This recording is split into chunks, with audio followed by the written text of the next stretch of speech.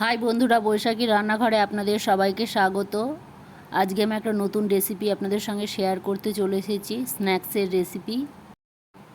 এখানে আমি সোয়াবিন সিদ্ধ করে নিয়েছি, আলু সিদ্ধ নিয়েছি, আদা কুচি, রসুন কুচি, পেঁয়াজ কুচি, লঙ্কা কুচি নিয়েছি। সোয়াবিনগুলো আমি ছোট ছোট করে কেটে নিয়েছি। কড়াই গরম করে সর্ষের তেল দিয়ে দিয়েছি। এবার পেঁয়াজ কুচি দিয়ে দেবো, পেঁয়াজ কুচি দিয়ে ভেজে নেব। একটু লাল লাল হয়ে এলে এবার পেঁয়াজ, রসুন, লঙ্কা আর আদা কুচি দিয়ে দিলাম, লবণ হলুদ দিয়ে দিলাম। একটু ভাজা হলে তারপরে আমি সোয়াবিনগুলো দিয়ে ভালো করে ভেজে নেব। একটু জিরের গুঁড়ো দিয়ে দিলাম।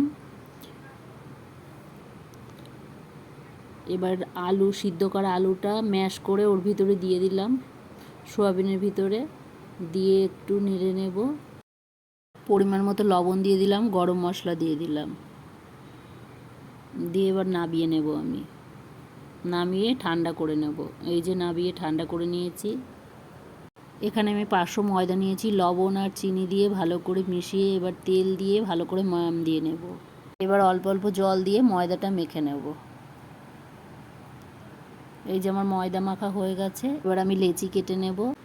এই যে আমি এরকমভাবে লেচিগুলো কেটে নিয়েছি। এবার লুচির মতো করে বেলে নেব। বেলে পুর দিয়ে সাইডে মুখগুলো একসাথে নিয়ে আটকে দেবো। এই যে এইভাবে আমি সবগুলো তৈরি করে নেব। এই যে তৈরি করে নিয়েছি। এবার কড়াই গরম করে সাদা তেল দিয়ে দিয়েছি। তেল হয়ে গেছে।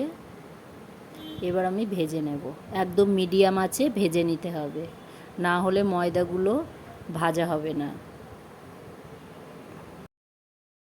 এই যে লাল হয়ে গেছে, এবার তুলে নেব। এইভাবে আমি সবগুলো ভেজে নেব। এই যে সবগুলো ভাজা হয়ে গেছে, তুলে নেব।